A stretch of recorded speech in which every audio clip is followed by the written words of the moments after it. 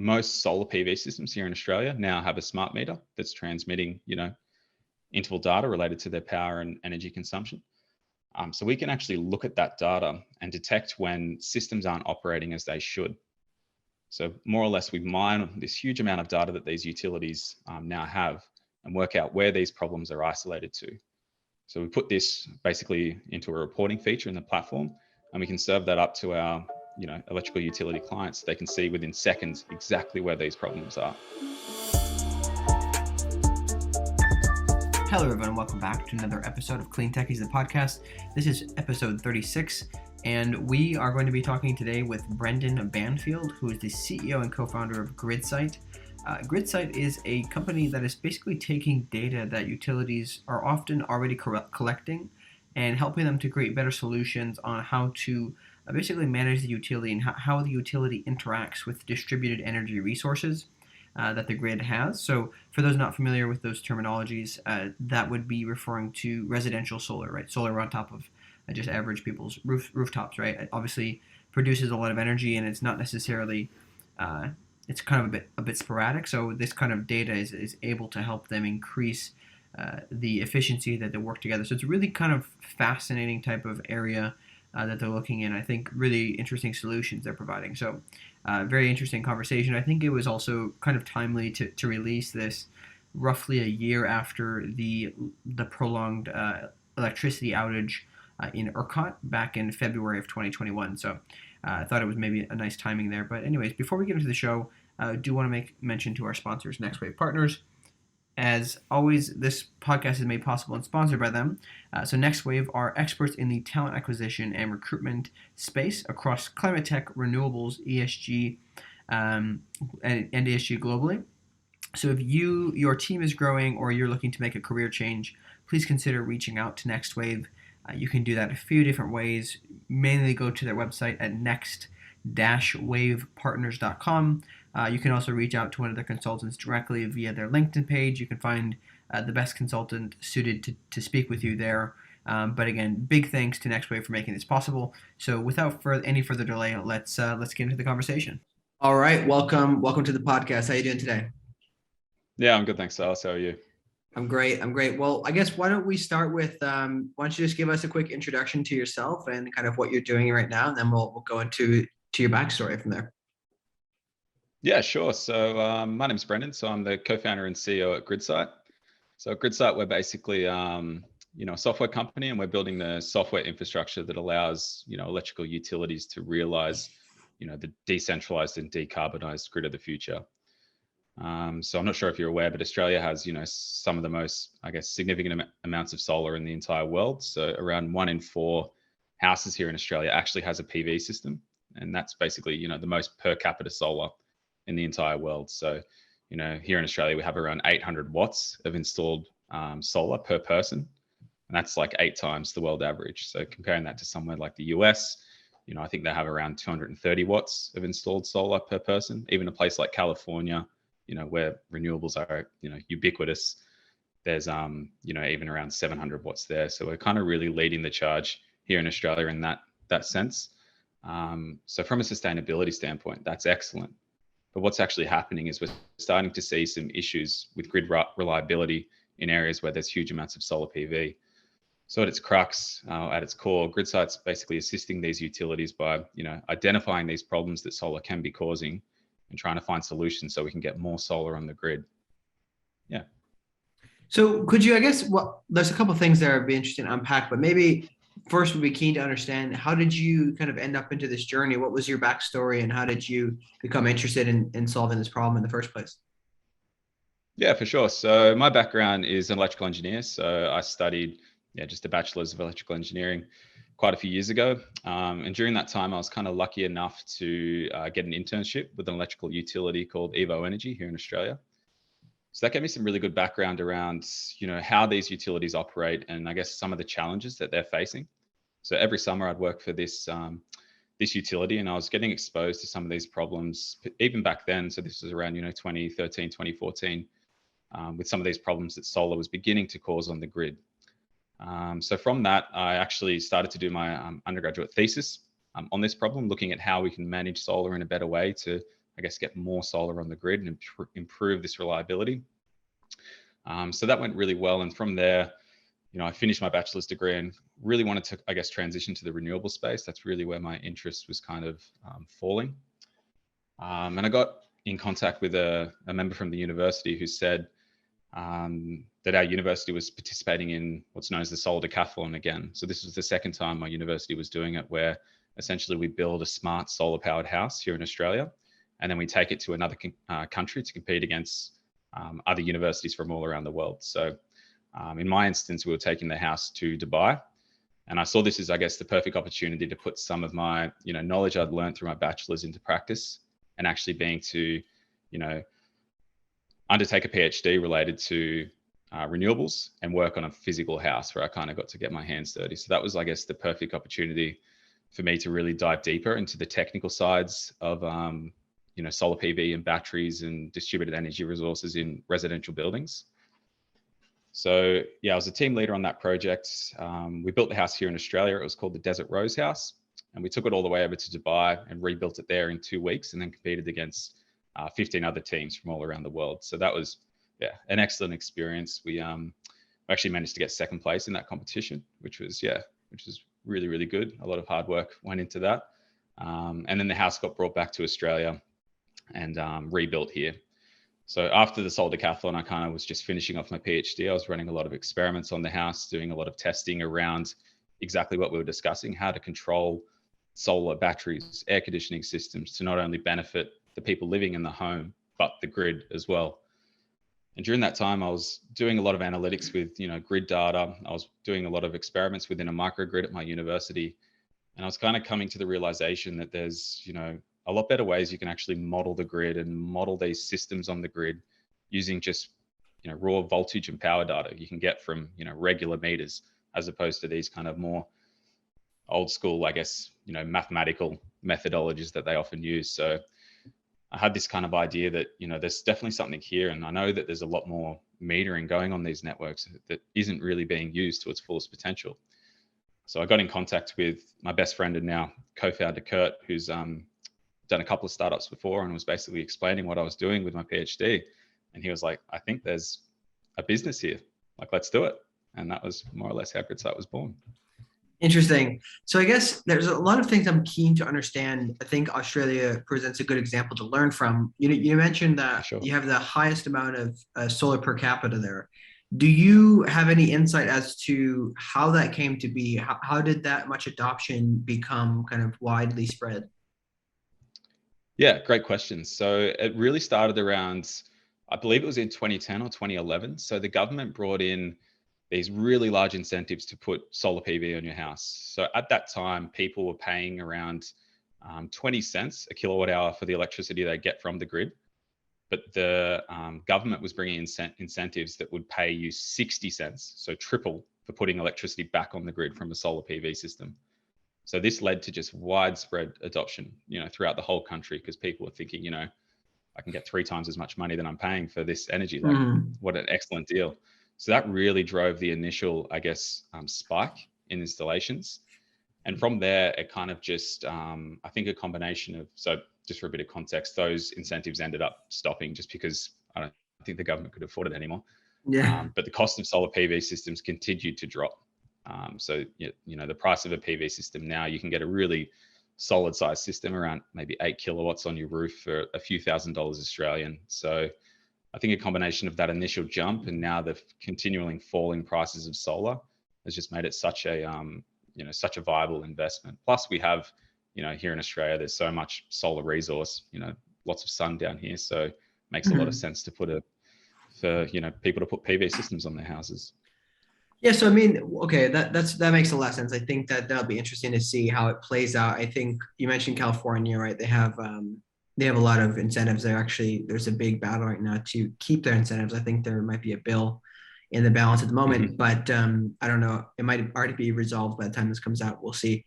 But I guess I'm curious, maybe for more background to understand, since you have the experience on the utility side, or at least an understanding of it. How did the grid work prior to all of this distributed energy resources? And then we'll get to what that actually means. Could you kind of explain like the history of it the metering. I'm curious to understand the technologies and then maybe how it's gone through evolutions and what you kind of see coming. Eventually, we'll get to that.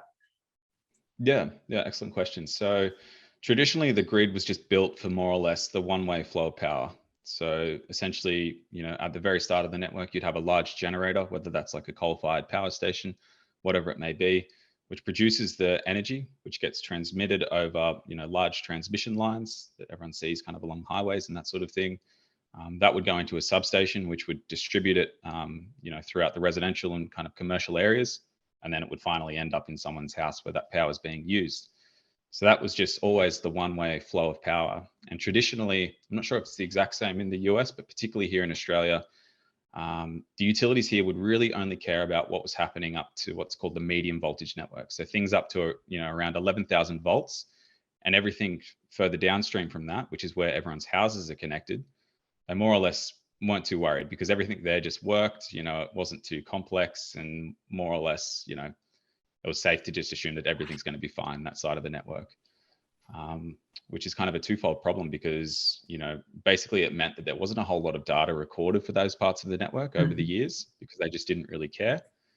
And now that we're seeing large amounts of distributed generation in these parts of the network, we're actually seeing, bi-directional flow of power. So we're seeing, not only people consuming power, but people are also, putting power back onto the grid. So this part of the network that traditionally was, I guess, the simplest to manage has actually now become, the most difficult to manage. And moreover on that, because they don't have as much data for these parts of the network, it's very difficult to actually model, what's happening here and for these utilities to gain visibility on what these problems might be. So that's where the real challenge is starting to lie. And I guess getting onto your point around metering, we're starting to see a lot of smart meters being put in this part of the network. So traditionally, if people wanted to know, or if people were getting their electricity bill, someone would come out to their house, look at their meter every 3 months, and that's more or less all that would happen. But now that we're getting these smart meters, which can, record voltage and power consumption at, 15, 10, 5-minute intervals, this presents a huge opportunity to start, I guess, using this data to manage these issues that are happening in the networks that are connecting people's houses compared to what was, traditionally just forgotten about. Mm-hmm. Okay, so I think there's a lot of things. It's hard. This is a complicated topic. Maybe the next thing I think would be helpful to understand is what are some of the negative effects of too much energy coming from these, residential solar properties? Yeah. So I guess the biggest problem that's happening is majority of these systems that are getting installed, as you said, are residential. So they're going on people's houses, and I guess pre-COVID, not many people are actually home to use that energy when it's being produced, I guess, during the middle of the day. So what is causing to happen is most of this energy is getting exported back into the network, which is causing what's called voltage rise. So if lots of power is getting pushed back into the network and it's not being used, it causes the voltage to go up. And when that voltage goes up too high, it can basically cause the grid to become unstable. And here in Australia, we have standards that actually specify when the voltage becomes too high, people's solar PV systems actually need to disconnect from the grid. So if they see that their solar PV system has risen above, or their grid connection has risen above 253 volts for a certain amount of time, that PV system is going to disconnect. Now, this is a really big issue for a couple of reasons. One is that, more or less, most of these systems are purchased, by individuals, by mums and dads and that sort of thing. So when there's large amounts of solar, they really want to get, the best bang for their buck and use the most renewable energy in their home. But if there's so much solar around and it's disconnecting from the grid, they're not getting, I guess as much, value out of their investment. And twofolds, when we've got all these PV systems disconnecting, it can actually lead to a fairly significant loss amount of renewable energy going onto the grid, which ends up just being subsidized by coal. So that's the core issue that we're seeing here in Australia. So we're basically seeing lots of export during the middle of the day, no one there to use it, which causes reliability problems. And in turn, that's causing, PV systems to disconnect from the grid. Okay, so then what, maybe let's talk about the solutions then, right? With what Gridsight is doing and how you're identifying this. And could you just talk about, feel free to talk about all the different types of solutions and how you guys are identifying them. I think that'd be really interesting to go into now. Yeah, excellent. So I guess a bit of context to the way that the utilities are currently managing this problem, particularly with the solar systems not operating correctly, is it's purely a reactionary effect. So more or less, all they're doing is waiting for customers to realize that their PV systems aren't actually operating as they should. They'll call up the utility and they'll make a complaint. The utility will send a truck out there to basically put a little measuring device on the pole. They'll come back a week or two later, grab it off the pole, and an engineer will kind of analyze the data and they'll see if there's any issues there. And then if there is an issue, they might do a bit of engineering work to work out whether they might need to reduce the transformer voltage or, do some other, network solutions. So it's a very kind of tedious and arduous process that they currently have to, I guess, work out this or solve this issue that's happening.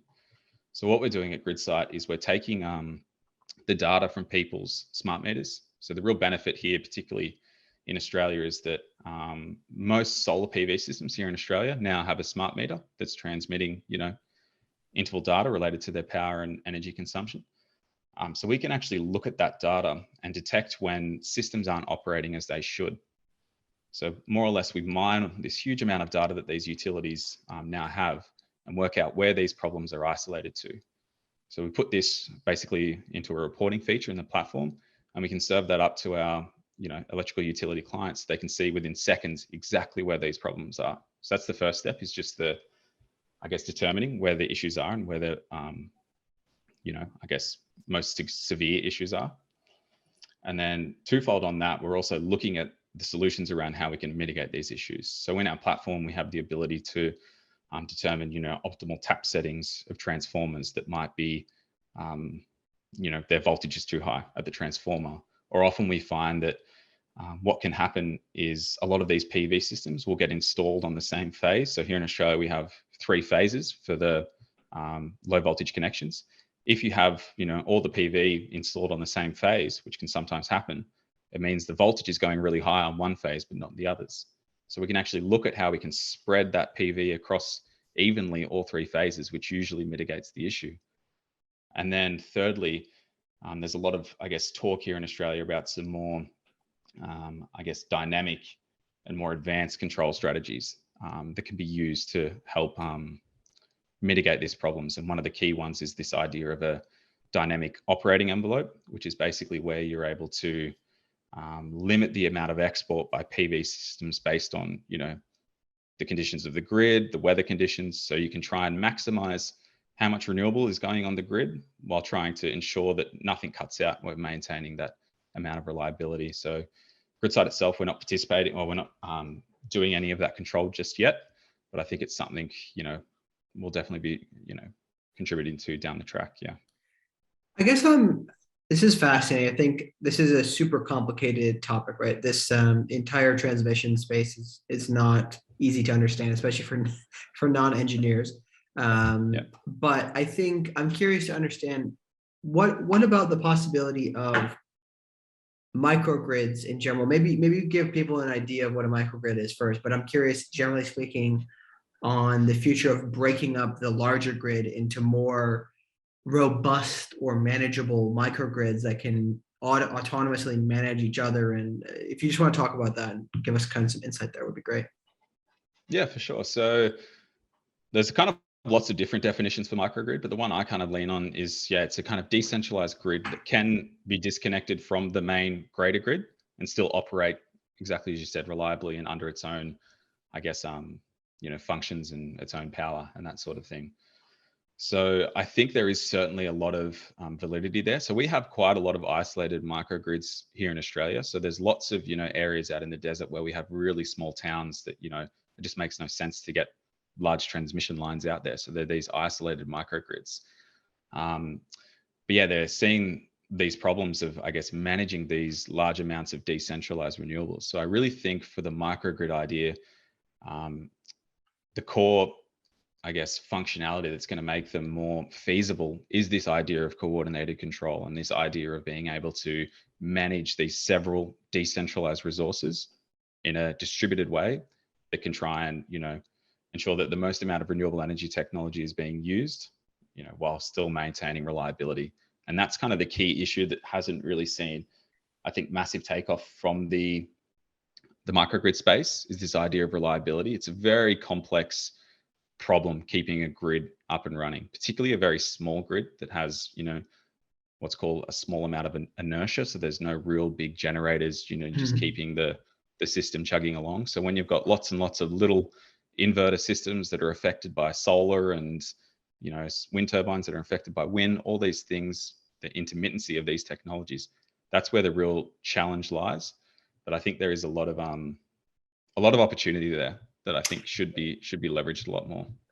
I guess I'm kind of curious, are there initiatives or things you're aware of that could help? I mean, I'm trying to give an example that might be tangible. At least my iPhone tends to have, it starts to pattern recognize, right?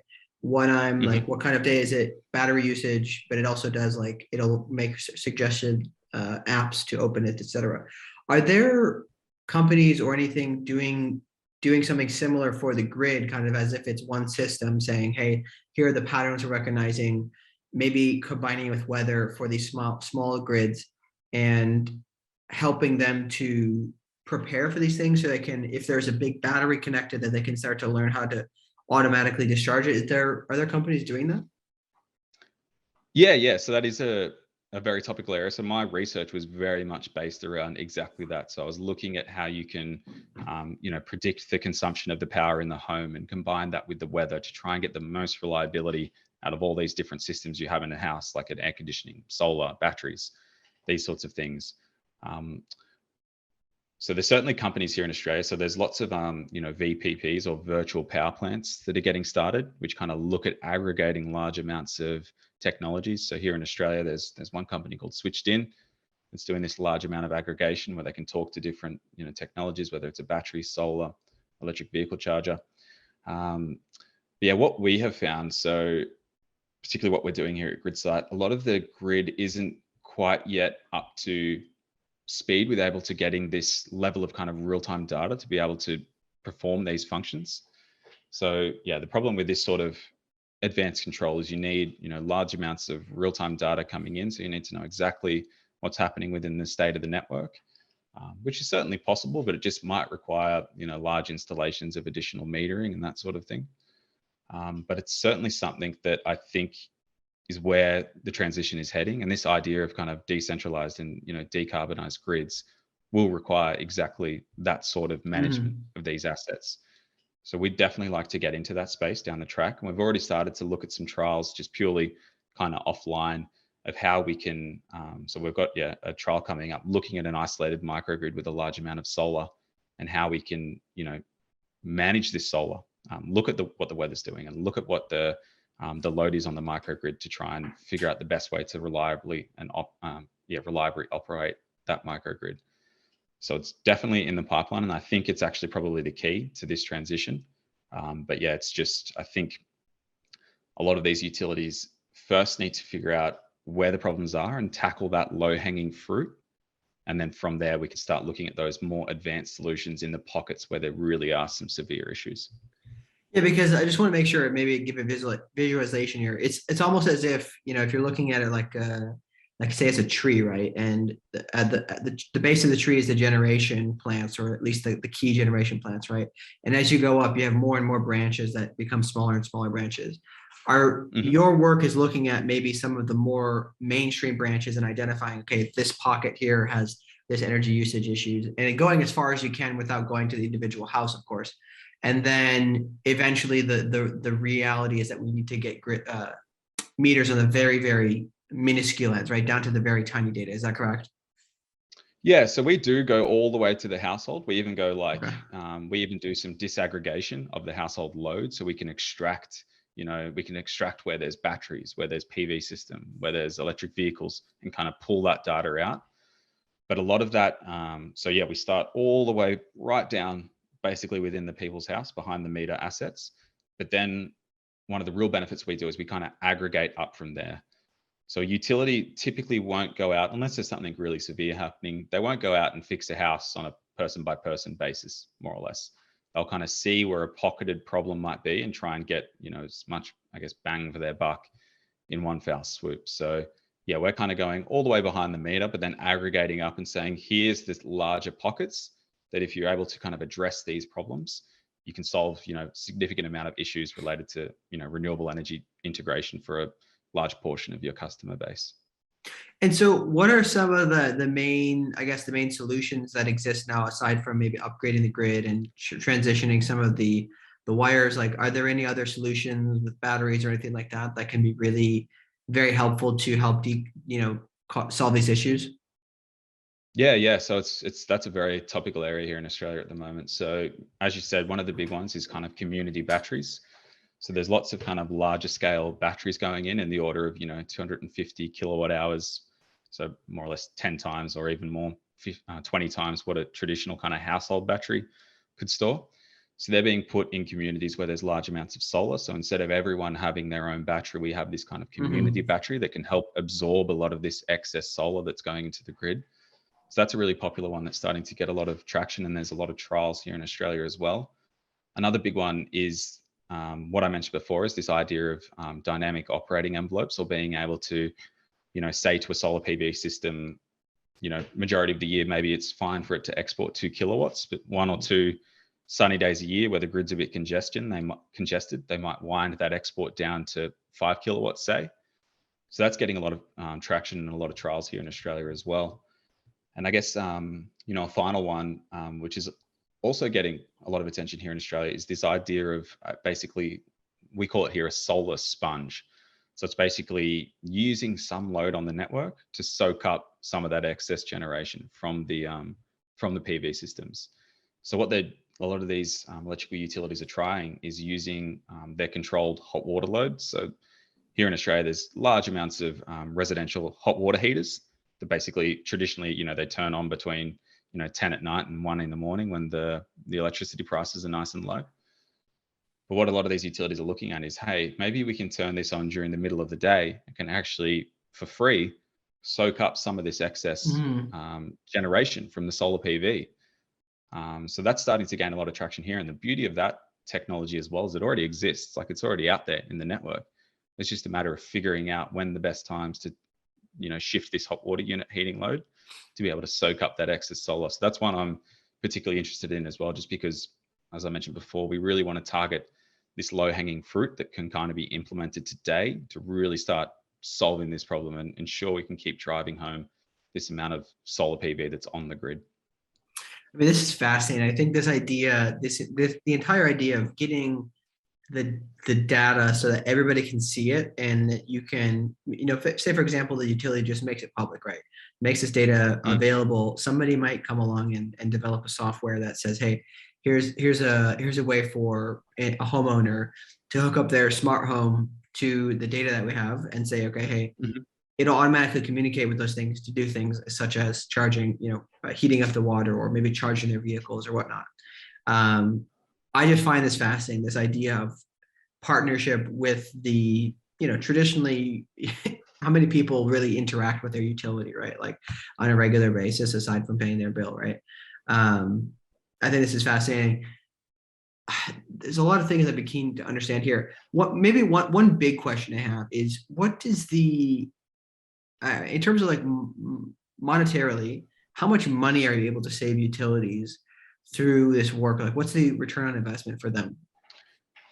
Yeah, that's an excellent question. So it's often a difficult one, because you often can't really putting a price on reliability of the grid is challenging. So you can look at things like, if the voltage is too high, it's going to be degrading assets and that sort of thing. Transformer life cycles aren't going to be as long. So we can save money in that way. But what's actually happening here in Australia, which is really interesting. So I guess our regulator here in Australia is called the Australian Electricity Regulator.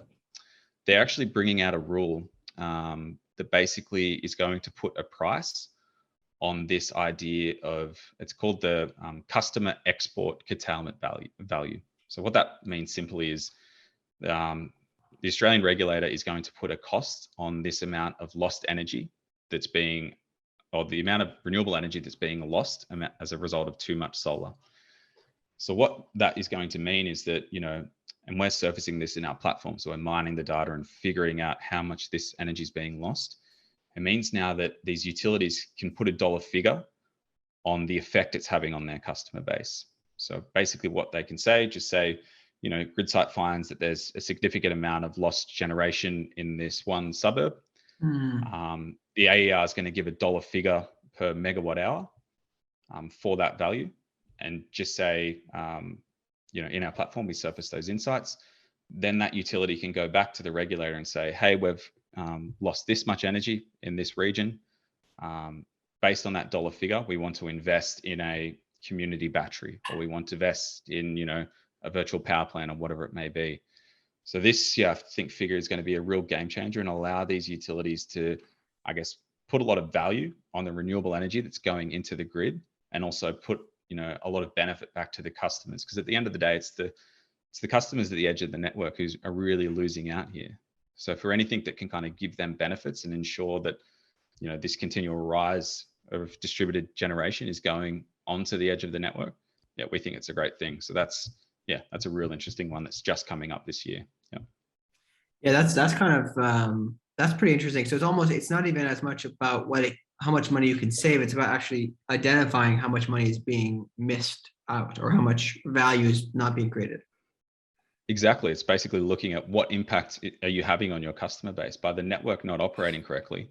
How is that affecting all those customers who invested in this technology? And if it is affecting them a great deal, let's invest in some solutions that are going to mitigate that issue. Yeah, because obviously the incentive has to be to continue, this adoption. If that's the goal is to continue decarbonization of the grid. So, one thing I'm kind of fascinated by, I recently have been reading things about kind of this idea of uncertainty and black swan events, and obviously with climate change, continuing to kind of change weather patterns and everything. I'm curious if you could just maybe talk about some of the things worth looking at or considering as extreme weather conditions become more frequent.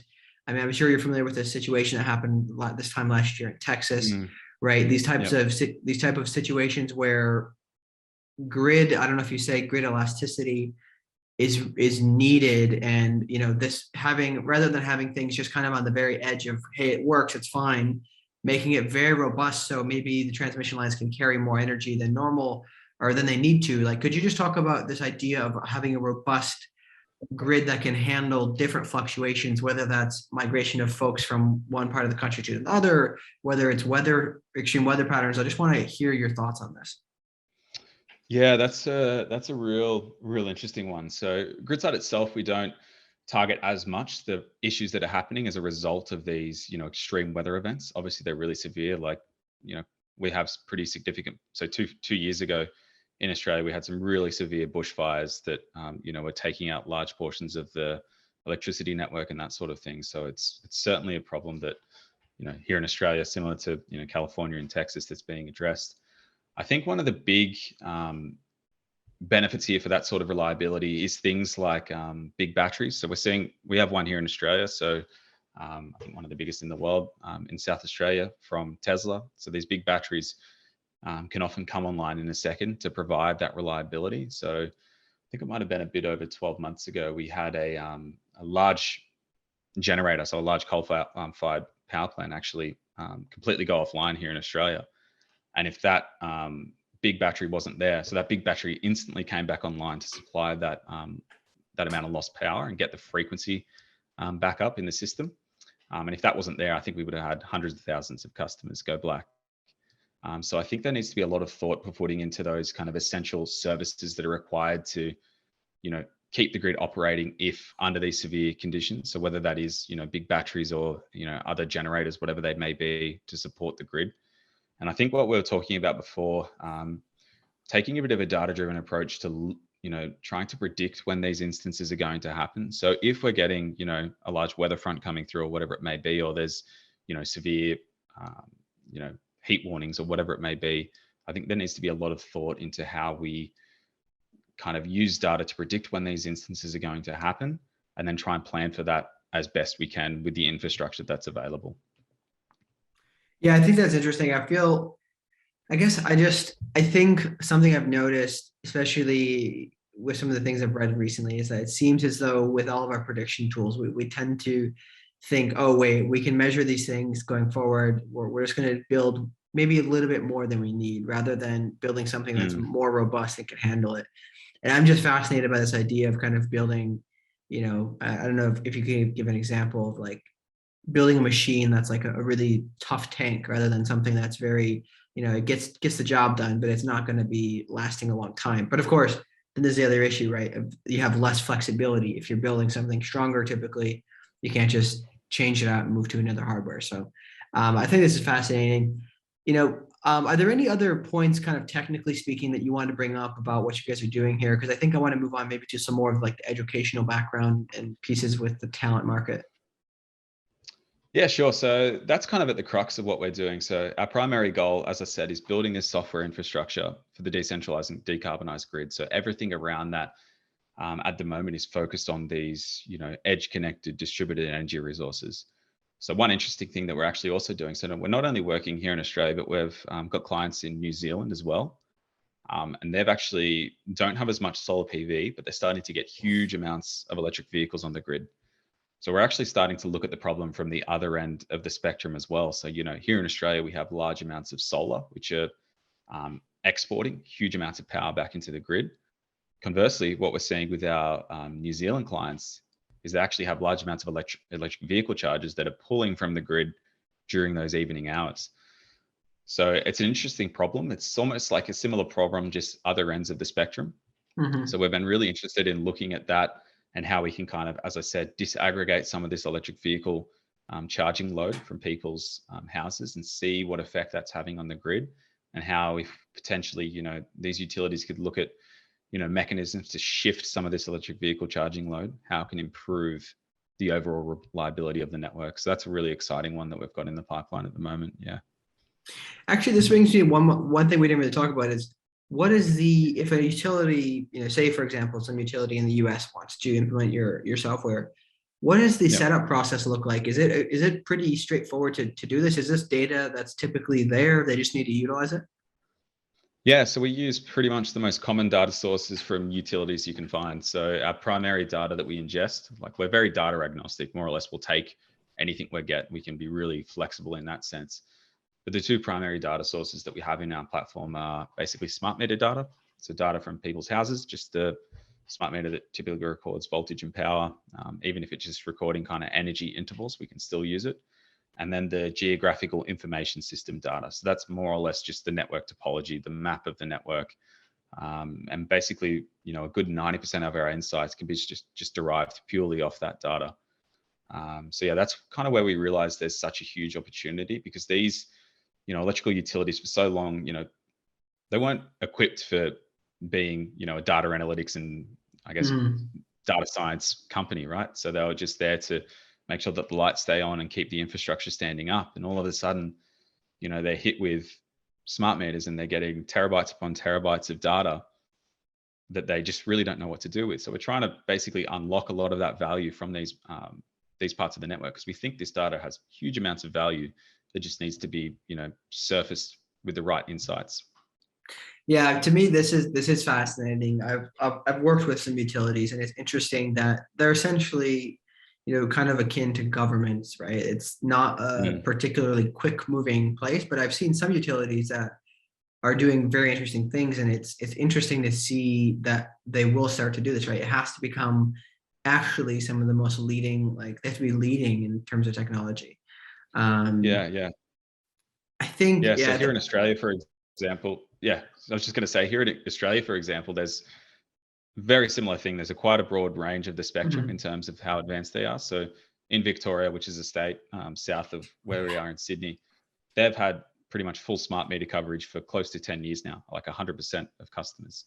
So they're quite advanced in the analytics, and they've built up these kind of teams of, data analysts and data scientists and those sorts of things. But the rest of the country only has around 25% of smart meters across their networks. They're still kind of just getting to grips with, how we're going to manage this amount of data, where we're going to store it, how can we, efficiently mine the data for certain insights. So yeah, it's super interesting space, and it's really fun to be a part of. Yeah, I think it's fascinating. I'm excited to see how it goes. I think it's a challenge, obviously, right? Because you've got just an old school mentality of how to run them, but we'll see that change, I think. I had somebody on here in the past who worked for city government. He worked for Palo Alto, Dr. Jonathan Reichenthal, and he was talking about that when he first started, it was very difficult to bring talented people to come work for them because it was the government, right? I think that some of the same kind of principles need to be applied to the utilities, making sure it's appealing to those top talent who would normally go work at startups or something like that, right? So, Of course, yeah. I guess I'm kind of curious. Maybe it sounds like you've obviously it's a very different, kind of university system. It seems as though in Australia versus the U.S. here, but I'm keen to understand what your experience has been and what you think can be done better for with in terms of what universities are doing to help prepare people and people entering the workforce for these new climate tech jobs. Obviously, there's so many new and fascinating things coming that are we really need people working on. So I'm kind of keen to hear your thoughts on how you might be partnering with them, what your experience was, and what you think could be done more of. Yeah, that's an excellent question. So yeah, I was lucky enough to have, throughout my PhD, have like a really good, I guess, exposure to, the industry as well, like the utility industry, as well as good exposure to, a topic where I was able to, as I said, work on the solar decathlon, which gave me a lot of exposure to the broader industry. I was talking with solar installers, like sponsors for batteries, sponsors for smart energy systems. That gave me really good, I guess, exposure to the broader energy industry as a whole, which is really beneficial. But a lot of people don't, I guess, have that privilege. So I think there really needs to be a lot of, a lot more focus on particularly that idea, what you were saying of kind of the more business side of engineering, particularly when it comes to kind of clean tech and startups and that sort of thing. I think if there was more options for those, particularly for, undergraduate engineers to kind of see that world and how it operates, that'd be super beneficial for people kind of, who are minded like I am. So I was, there is an accelerator here at the university I'm at, or University of Wollongong. So I was able to go through that accelerator and learn a lot about, I guess, the, other side of a startup and how it operates. So I think if that was, really made available to these, I guess, budding engineers who are coming through the ranks, I think that's, be hugely beneficial and kind of give people that appetite of what this whole clean tech space really looks like and why it's so exciting. Yeah, that's actually quite fascinating. That's something I've noticed too with a lot of the recruitment activities is these engineers, super smart people, but oftentimes not really interested or at least aware of the kind of the business side of things. So that's actually, that's interesting to see that you've agreed with that too. Let's see, I guess maybe finally, I'm kind of curious, I guess, how would you summarize to say that to really solve a lot of these grid problems, do you think that for the most part, this technology is already there, it's just about implementation? For a lot of it, I would say definitely, yes. So a lot of it, there's already technology out there. There's already enough data in the network for us to start solving these low-hanging fruit problems and just pick up, or really mitigate some of these issues that we're seeing on the grid. And I think in the second instance, there's already so much technology out there, like all these inverters with solar that we can start leveraging if we can just communicate with them and these sorts of things. So I think for the most part, in probably 75, 80% of the cases, everything can, a lot of that can already be solved. And it's just kind of those edge cases, which are going to need those more advanced solutions. And that's what we're really trying to drive home here at Gridsight. You don't need to go from having no visibility on your network to implementing the most advanced, complex control system across 30 customers with solar. There's so much low-hanging fruit that you can, I guess, take across huge number of tens of thousands of customers. It's going to start solving some of these problems before you really need to dig into those advanced solutions. Yeah, I guess, that makes sense. You got to start small, right? If it's biting the whole pig at once, you're gonna have some issues there. Exactly. Are there any, given your technical insight, I think might have some thoughts here. Are there any big areas where you think, in terms of the energy transition in general, that AI will play a huge role that it's not playing right now, or areas that are really budding that you're just kind of keeping an eye out? Yeah, so like machine learning already plays a big role in our business. Like a lot of these insights we derive around, how these different distributed energy resources are operating on the grid is derived from these machine learning models that we create. So I think there's huge amounts of opportunity, particularly with the large amount of data that we're seeing. So one thing I think, particularly for we'll discuss it before about how we can kind of, operate these microgrids and manage these, smaller pockets and ensure these technologies are, I guess, working together towards a common, I guess, objective of a reliable grid. A lot of that, I think, is going to come down to using these machine learning models to, I guess, model these parts of the network. So traditionally, the way you kind of model an electricity network, if you want to control it or figure out how it's going to operate, is a very complex, mathematical, arduous task where you need to know exactly how long every line is, what its resistance is, et cetera, which just is not feasible in the current day and age. This data just doesn't exist in a lot of instances. So I think the modeling of these electricity networks and from the transmission all the way down to these customers is going to be data driven by machine learning and artificial intelligence and all these great technologies that we're starting to see. Yeah, I think it seems as though that's the case. I think most of the solutions, or maybe not most, but a large majority of the solutions that have people who have come on this podcast, it has been derived from understanding the transparency or start understanding the data and having it be transparent. So I guess maybe to wrap things up, what would you say that you're looking forward to over the next, let's say 5 years or so in terms of how the grid operates? Maybe you can specify to Australia specifically, or just generally what you're anticipating and what are some of the things you're really excited for? Yeah, great question. So I think finally starting to see, as I was mentioning before, this kind of decentralized yet coordinated grid start to come to fruition. So we're already seeing lots of trials here on, virtual power plants where, large amounts of disaggregated batteries are starting to work together to operate the grid.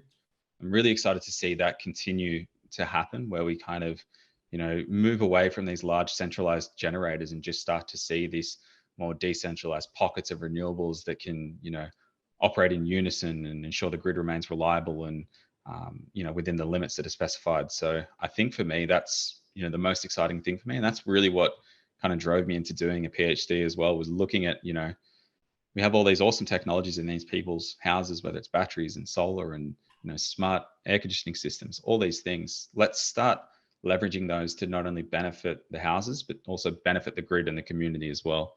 So watching that come into fruition, I think, is what I'm most excited about over the next 5 years. Yeah. Yeah, this is something interesting. This just came to my mind is this. I don't know if it's this way other places, but I know in America, a lot of my non-American friends have told me that this individualistic ideology that kind of just permeates everything in America. That is, I think, very true. But I'm curious if that will have an effect on making it harder to adopt some of these things. Because if you look at it, really, it's really accepting things as everybody's got to work together, right? If one person is like, hey, how can I just get benefit for me and for my house? It's not going to affect the whole grid, right? There needs to be cooperation and kind of transparency there both ways, right? From the utility, but also from the homeowners. So interesting stuff. But I guess thanks so much for coming on. If there's any other kind of closing thoughts you want to offer, glad to hear. Otherwise, I think I'm excited to see what you guys are going to do in the future. Yeah, no worries. No, thanks for having me. It's been great to talk, and we're excited to see what happens, here in Australia in this space, and potentially, come over to the US soon enough and see how we can help out there as well. Absolutely. I think we could use it. So looking forward to it.